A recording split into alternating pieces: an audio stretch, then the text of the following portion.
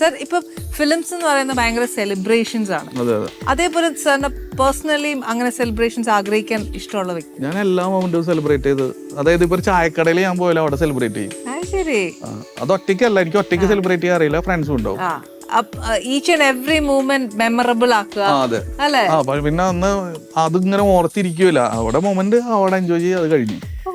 സാറിന് പറയുമ്പോണ്ടല്ലോ എനിക്ക് ശരിക്കും അതിലേക്ക് എത്താൻ പറ്റുന്നില്ല ശരിക്കും. അതായത് നമ്മള് ഇപ്പൊ ഇവിടെ ആണെങ്കിൽ ഇവിടെ നമ്മൾ പ്രസന്റ് എൻജോയ് ചെയ്യുക. അല്ല, ഞാൻ സാറിന്റെ ആ ഒരു ആറ്റിറ്റ്യൂഡിലേക്ക് ഈച്ച് ആൻഡ് എവറി പേഴ്സൺ എത്തണ്ടേ. അപ്പൊ ഓൾവേസ് പോസിറ്റീവ്, സാറിനെ പോലെ എപ്പോഴും ചിരിച്ച്, നോ ടെൻഷൻസ്, നത്തിങ്. അല്ല, നമ്മുടെ കൂടെ ഫ്രണ്ട്സ് ഉണ്ടായാൽ മതി, അല്ലെങ്കിൽ നമ്മുടെ വേണ്ടപ്പെട്ട ആരെങ്കിലും ഒക്കെ എപ്പോഴും കൂടെ ഉണ്ടായാൽ മതി. ഓക്കെ, എനിക്ക് ഒറ്റയ്ക്ക് ഇരിക്കാൻ പറ്റില്ല ബേസിക്കലി. ശരിക്കും സാറിന്റെ മൂവീസ് ഒക്കെ ഒത്തിരി ഡിഫറെന്റ് ആണ്. ഈ പറഞ്ഞ പോലെ അങ്ങനത്തെ ജോണേഴ്സ് എന്താ സാർ അങ്ങനെ സെലക്ട് ചെയ്യുന്നത്? അല്ല, നമ്മള് ഓരോ നേരത്തെ ഓരോന്ന് തോന്നുന്നതാണല്ലോ ഇപ്പൊ ചെയ്യണേ. ഇപ്പൊ ഷാജി കൈലാസ് സാർ തന്നെ ആദ്യം പശുപതി ചെയ്തിട്ടുണ്ട്, പിന്നെ നീലക്കുറുക്കൻ ചെയ്തിട്ടുണ്ട്. വേറെ ജോണറിന്ന് അങ്ങോട്ട് എത്തിയത് അത് ഏട്ടൻ പറയുന്നത് എന്താണെന്നറിയോ, ഏട്ടൻ എല്ലാ മേഖലയിലും തൊട്ടിട്ട് ഏട്ടന് പറ്റുന്ന ഒരു സാധനം നമ്മൾ സെലക്ട് ചെയ്യുമല്ലോ. ഇപ്പോഴും എനിക്ക് ഏറ്റവും ഇഷ്ടം ഡോക്ടർ പശുപതിയാ. ഞാൻ സമ്മതിച്ചു, ഏട്ടനും ഞാനുമായിട്ട് ഏത് നേരവും ഞാൻ പറയുന്നത്, ഏട്ടനെ എനിക്ക് പശുപതി ഡയറക്ട് ചെയ്ത് അത് രഞ്ജേട്ടൻ എഴുതിയെന്ന് പറയാൻ എനിക്ക് ഇന്നും വിശ്വസിക്കാൻ പറ്റില്ല. അത് ഭയങ്കര പാടല്ലേ ഇന്നും. അതിലെ മറ്റേ അച്ഛൻ പോടാ പോടാ എന്ന് പറഞ്ഞിട്ട് കാര്യമൊന്നുമില്ല. ഞങ്ങൾ ഇന്നും അതിലെ തമാശകൾ ഞങ്ങൾ പറയണതാ ഫ്രണ്ട്സ് ആയിട്ട് ഇരിക്കുമ്പോ. അല്ല, എന്നാന്നറിയോ സാർ, ഏട്ടനെയും രഞ്ജേട്ടനെയും അല്ല, ഈ രഞ്ജിയേട്ടൻ ഏറെ പിടിച്ചു കിടക്കണ രഞ്ജിയേട്ടൻ അല്ലെ, രഞ്ജി സാർ ഇങ്ങനെ എഴുതുന്നു, കമ്മീഷണറും മറ്റതും എല്ലാം നമ്മൾ കണ്ടേച്ച് പശുപതി. അല്ല, ഇപ്പൊ ഞാൻ ചോദിക്കട്ടെ, ഇപ്പൊ നമ്മള് ടെൻഷൻ അടിച്ചിരിക്കുന്ന നേരത്തെ ഡോക്ടർ പശുപതി കാണോ കമ്മീഷണർ കാണോ?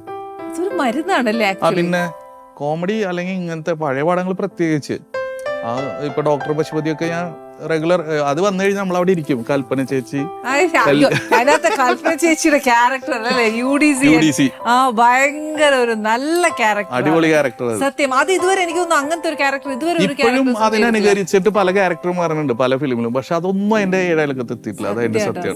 ഓക്കെ, സാറിന് ഇനിയിപ്പം ഒരു ജോണേഴ്സ് സാർ സെലക്ട് ചെയ്യുന്നു, മാസ് ടൈപ്പ് മൂവീസ് ഒക്കെ ചെയ്യാൻ ഇപ്പൊ പുതിയത് മാസ് ഉണ്ട് ചെറുതായിട്ട്. ഇനിയിപ്പോ അടുത്തത് ഇത് കഴിഞ്ഞാൽ കുറച്ചും കൂടി ഒരു വലിയ മാസ് പടം ചെയ്യണമെന്നുണ്ട്.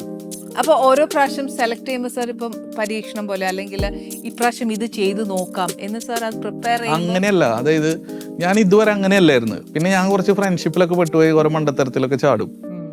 അപ്പൊ ഇനി ഒന്ന് ശ്രദ്ധിക്കണം എന്നുണ്ട്. ഓക്കെ, അപ്പൊ സാർ സൂപ്പർ സ്റ്റാർസിനെ വെച്ച് ഇനി പടം ചെയ്യാം? ഇനി പടം ഒന്ന് ചെയ്യണം എന്നൊക്കെ ഉണ്ട്.